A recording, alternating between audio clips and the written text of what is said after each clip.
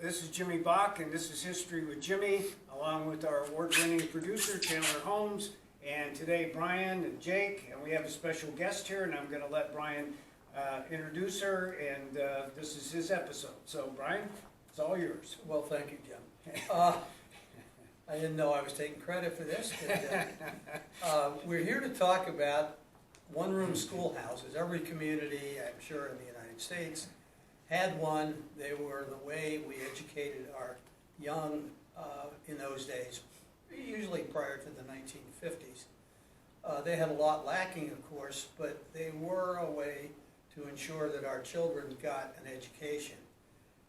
Shickshinny had 3 of them in the community, actually 4 of them.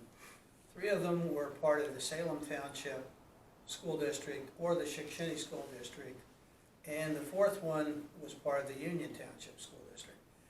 We have Jake Baluta here, who went to the Bridge School, which is one of the Salem Township schools, and Margaret Kyttle, who went to school in the one-room schoolhouses out in the Muhlenberg area. With that, I'd like to ask both of you for some of your thoughts on the schools. Margaret, you want to start? Well, I can. I went, well, of course, I was born and raised where Shickshinny Lake is now. There was no lake there then. And there was 3 separate schools in Muhlenberg. One was on the Sweet Valley Road. That was 1st, 2nd, and 3rd grade. And well, the 3rd grade girls. Yes, I'm sorry. That's okay. And I started there in 1st grade. It was a little school. We had a female teacher. Her name was Ruth Chandler. She lived in Bloomsburg, drove up every day. It was a small school. I don't know, maybe 30 kids, maybe not that many. We had no water in it, and an outhouse for the bathroom, because that was back in the early 1950s.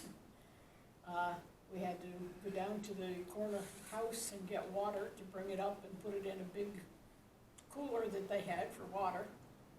And it was, like I said, a nice little school, 3, 1st, 2nd, 3rd grade. But then when you got done there, over by the Muhlenberg Church, there was a Grange Hall at one time, and the one room and the end of the Grange Hall was a school too. And so in 1st, 2nd, 3rd, 4th grade, you went over to that school. That was 4th, 5th, and the 6th grade girls. Then on down below on the Rayburn Road was the 3rd school. That was the 6th grade boys and 7th and 8th grade. My first teacher was Mrs. Chandler. My second teacher in 3rd grade was Marietta Cope Shear. And the 3rd school down there, that teacher was, I think it was Am.I. Harrison. No, it was Martha McCarroll. And that was basically it. After the one-room schoolhouses, where did you go to school? Shickshinny. That's what I thought. Yeah, came down to Shickshinny in, 7th grade? Yeah. And then there was also a one-room school. I didn't go to it. There was a one-room school over by the McKendree Church in McKendree, which is out in the country. That one was taught by Margaret and Fred Harrison. They lived right there. They were both teachers. But it was nice. There was probably, well, it was 1st, 2nd, and 3rd grade. There was probably, I don't know, maybe 30 kids. That was it. Yeah, boys and girls were all in there together. And they pretty much went along with you to the Shickshinny schools then? Yes. Mm-hmm. Yep. And Jake, you went to a Salem Township school. Yes, I went to the Bridge School, and quite an adventure back then. We went to school, there was no preschool, kindergarten, or anything else. You went right to 1st grade. And the school that I went to, it looked like it had been a building that was originally designed for higher education. It was basically a 3-room school, and it looked pretty fancy for its time. But anyway, we called it the Bridge School, And there was the little room, the big room, and the empty room. The little room was for the 1st to 3rd grade, and the big room was 4th to 6th grade. Anita Scott was the teacher for the little girls, little boys and girls, 1st and 3rd, and Horton R. Schultz was the teacher for 4th to 6th grade. And the thing about it, I had a lot of little notes here, I didn't want to forget some things to really tell about it. But anyway, it was, the school itself, you went to it, there was the lunchroom in the back, the cloakroom. And the cloakroom, if I can go back in time, I could still smell those sandwiches, the peanut butter and apples. Everybody had a brown bag. Nobody had a metal lunch pail at that particular time. And all the cloakroom, well, nobody had a cloak, but you put your coats on the hangers in there, put your lunches in there, and you took your seats. And the teacher would come in, okay, everybody be seated, and they would start with the Pledge of Allegiance. Pledge of Allegiance, and there'd be a reading from the Bible, a verse from the Bible. And on rare occasions, I can remember we would probably even sing a song before we started. And then the teacher would start off with say, okay, since I'll talk more about 4th to 6th grade, he'd say 4th grade up to the front for reading. So 4th grade, everybody would go to the front recital bench, a big long bench in the front, and reading whatever it was, particular project that we had to do for that day. And then when 4th grade would get done with reading, he'd say, okay, 5th grade, get up for arithmetic. It was reading, writing, and arithmetic. So then 5th grade would get up there, and 4th grade would go back, and these are how the classes were run. So I was very fortunate that you saw the program was going to be 4th, 5th, and 6th. If you were in 4th, you already had hands-on already. You were ready. And kind of what it was. You had the big blackboards in the front, had a big old map on a wall, the wall of the world, and so on. And everything was on a board, all the instructions and everything else. And I can remember the teacher teaching one of our students cursive writing, and he had a very difficult time. So the teacher wrote his name on a blackboard, and all he had to do was trace it all day long. It was kind of, it was really something. Kept him busy.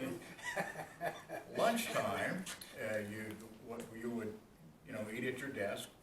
But this was an interesting thing. We had a big old furnace in the middle of well, not in the middle of the school, in a back part. And can you imagine that today, a furnace with coal going on there, but right in the middle of the room.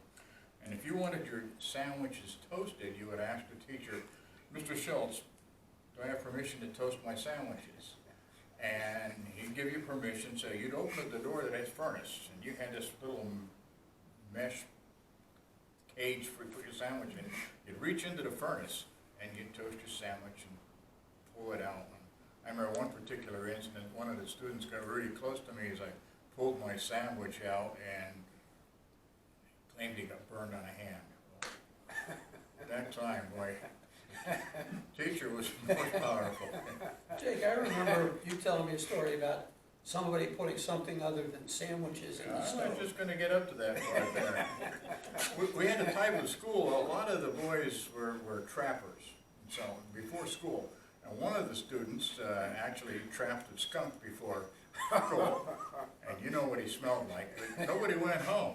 I mean, this is what it was, you stayed in that school.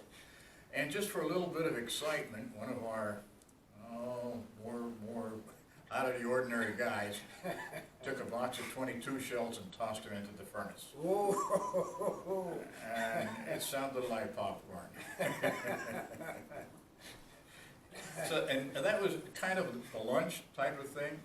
And so somehow, somewhere, I don't know how it happened, they felt that we were eligible for hot lunch. Oh my God, what is hot lunch? Well, hot lunch was up on the brick school up by the cemetery, and I guess it's called the brick school, is it not? But we called it the Red School. The red school, it was the red school. So we had a half hour for lunch. We were like, I guess like Indians coming out of that school. The teacher says, okay, lunchtime. We ran out of the school and ran down South Main Street up to whatever street goes up to the school there, and then we had to climb the bank or take the steps to go to the school. Well, many times there was confrontations with the kids that were up on that school. especially in the wintertime. Man, you had a barrage of snowballs coming Snowball at you. battles, I remember the snowball battles Oh, between the yellow school and the bridge school. But it happened, and of course, we made it. Those were, you know, the times of what it was.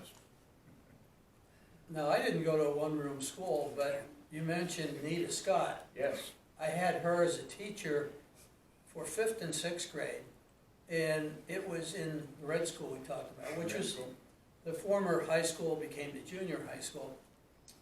And she taught 5th and 6th grade in one room, the same way she had taught in the one-room schoolhouse. The 5th graders would go to the front of the class, and she would teach us, and then we'd go to the back of the room, and she'd bring the 6th graders forward and teach them. And I swear, I probably never got a better education in grade school than then, because you learn not only what if you were 5th graders, you learn not only what the 5th graders were supposed to know, but you learn what the 6th graders knew. Yeah, that's the same way when I was in 1st, 2nd, and 3rd.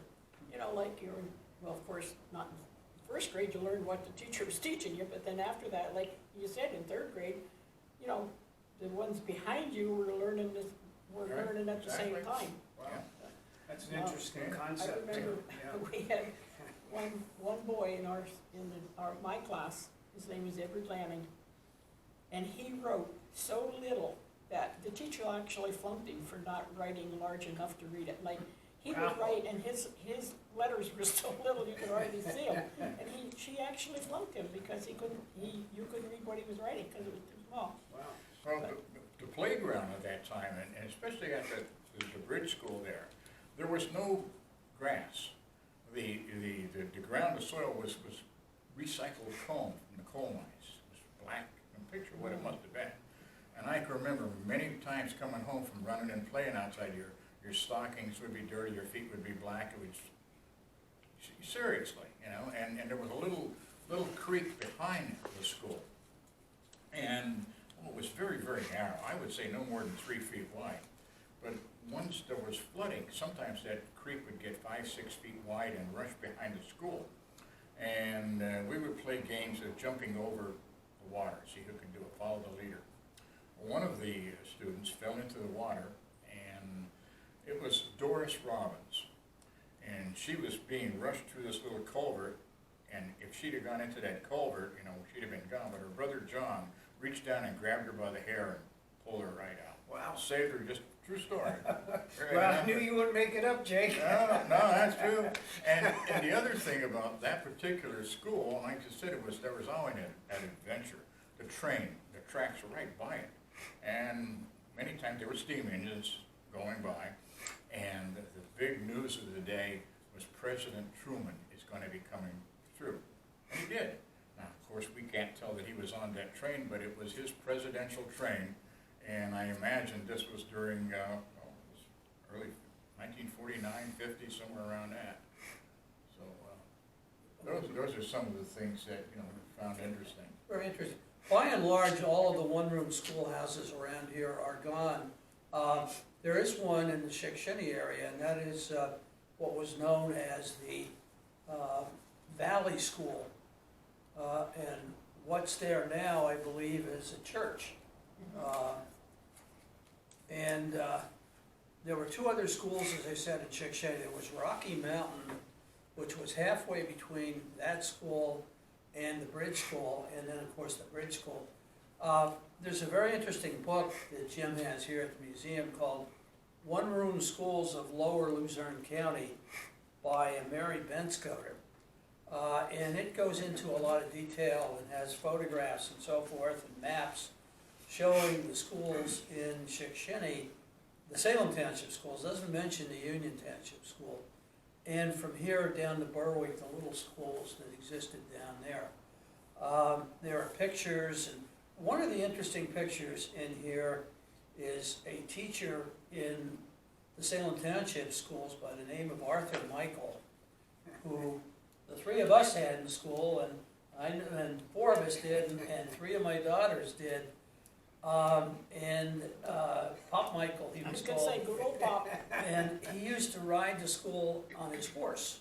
And there's a picture in here of Pop Michael and his wife Phyllis, and their horse in front of the, either the Valley School, I think it was the Valley School. And my understanding according to this is, those schools here all closed in 1951 or 52, and the kids that were going there, such as you did at the Bridge School, then started to go to school in the Shickshinny schools. So it's all ancient history as far as we're concerned, but it was an interesting era, and as I said, I always felt that I got a better education from a teacher who taught in a one-room schoolhouse than I probably did from most of the schools, or most of the teachers I had in elementary and junior high school. Well, and not only that, but like I said, if you were in first grade and you were second and third grade doing things ahead of you, if they were smart, they sat and listened, and then they knew what, going into second grade, they knew a lot of the things that Yeah. you normally wouldn't know if you were only in one room. You know, second grade was only in one room, where this way you could know what was coming up. So, Every boy had a pocket knife back then. Every boy. We had a pocket knife, and during, if you had a recess, sometimes the guys would whittle, find a piece of stick outside and whatever. And some of the games they played, well, I think it was called Mungly Peg. You took your pocket knife, and the opponent would stand in front of you, had to flip your pocket knife, make it stick between his legs, you know. Not in the ground, you know, not on his butt. So you I'm weren't serious. supposed to get him in the foot. No, you weren't supposed to, but it's what it was, and at the times, it was normal. And looking at it is today, if you had a young boy or girl take a pocket knife to school today, you can imagine what would happen. They would probably be suspended, the parents would be arrested or whatever, but it was different. We didn't look at it that way. Didn't look at it that way at all. It was Society an interesting didn't either. time. Right. Yeah, It's part of the growing up process. right, it was, yes. And I don't know if I mentioned it or not, but like we had no, we had no water in our school. So we had to walk down the road to the corner of Muhlenberg, and there was a lady, you walked down there, you got a bucket of water, and you brought it back up, and we had a big, it was like a crock type water thing. They filled it in and had a little spigot on it, and that's how you got your water. Yeah, But- I had that too. Yeah. I had that. Well, it was very- Well, that's very kind of a interesting. summary of our experiences with regard to one-room schoolhouses. And then, well, Well- I didn't go there, but in Rayburn, there was a one-room school. Sits right in like the divider between the two dirt roads. It was right out, just on the other, opposite side of the church. My aunt, Viola Franklin, she taught there. So, and I got some incense from her every once in a while if I needed help. Well, Jake, did anybody ever steal your lunch? Yes, things happen. Yes, they did. There were lunch days, and you know, now some of these kids really had it tough. You know, some of them really didn't have lunch. I remember some of the kids, some of the clothes that they had worn, and I think one of the sad things that I found was Valentine's Day. They had a big cardboard box, and what you would do is you'd bring a Valentine, and you should have brought for everybody. Some kids got 30 Valentines, and some kids got 2, and it was just Some sad. kids got none. It was, and some kids got none, and it was a sad thing. I looked at it, and I felt for those kids. You know, that was very hurtful. But we did have programs. Christmas time, the teacher would say, "Okay, we're going to have somebody going to get you and so would do a poem." I remember I did a poem with Paul Culver. He's another local fellow Peanuts. there. Peanuts, Paul Culver. And our poem for Christmas was "Make It Christmas." I only remember the title, but boy was that, I thought we were good. Maybe you could dedicate a podcast to Jake's poem. Well, we might do that. I remember one of the, I will say it here, you can always expunge this thing if you don't like it. Yeah, the producer where he keeps everything in. That's right, everything stays, Jake, so. Go ahead. Caution. We got a minute or two, we're gonna do another episode, a short one after this anyway. We were in the little room, Go ahead. okay, 1st to 3rd grade, and they have little poems. And one of the poems, 1st grade babies, 2nd grade snots, 3rd grade angels, 4th grade pots. I said, oh, I'm great, I was an angel, I was third grade. But there were, we took it seriously, you know, I can remember outside, you played, Ring Around a Rosie, Yeah, and Ring-a-livio, Ring-a-livio. Ring-a-livio, didn't have and that. how many steps before the king or the queen, and and the girls would jump rope, double dutch and whatever, thing. But again, you can see why your feet were black, you're jumping on that comb we had, like I said, there was no grass, at all. Well, you couldn't put chalk on the sidewalk because you didn't have any sidewalks. We didn't have any sidewalks either, no, we didn't. Like I said, the first, when I was in first grade, it was on the road going to Sweet Valley out of Muhlenberg. And I swear that we were on the road. I mean, if you stood, you had a little porch on it, and if you stood on the porch and went like that, you probably could have reached the car when it was going past. That's how close to the road it was. Like, why they ever put a school that close to the road, I have no idea. But it's right across the road from where Gary May's garage is. That's where it was. And it was like close to the road. And we had to walk down to the corner and get water because there was no water. Yeah, But certainly different than today. It was different. But I'm thankful though that I grew up in a one-room school. Like I enjoyed it, I learned a lot, I would, if I could, I would send my kids to a one-room school today, but there is no such thing now, so. Right. But, Then the big day came, sixth grade, you got to go to Shickshinny schools. yes, We were now part of the program. yeah. Did you have to fight your way in? Oh, there were, I guess, again, times were different. You know, you're looking at my children and their experiences in school, and I can remember many physical fights, many physical fights in that school there. They would instigate them, and boy, it was, again, part of growing up. And the biggest thing, if you were, say, 10 and 11 years old, and the older guys would be able to go hunting, they would talk about being able to shoot a 12-gauge shotgun. So, oh my God, you shot it. Boy, it kicks like a bugger, don't it? I said, yeah, so I shot a 30-06, and it was always one-upmanships, but you never wanted to show that you were afraid of doing things. Yeah, what the heck. Yeah. Well, we want to thank you guys all for coming today. This is episode 62, and we're going to do a short episode right after this on episode 63, so everybody will be here with us. But on behalf of myself and Chandler and Brian and Margaret and Jake, we thank you for coming and doing this. I hope you'll click the like and subscribe button. As it gets more people, we're over 17, close to 18,000 people have viewed our episodes, and we are very appreciative of the people that are coming and help us preserve history. So thank you for watching, and thank you again. Thank you. Pleasure being here. Yeah. Thank you for Enjoyed having it. us. Yeah. Okay, so All right. just everybody sits still.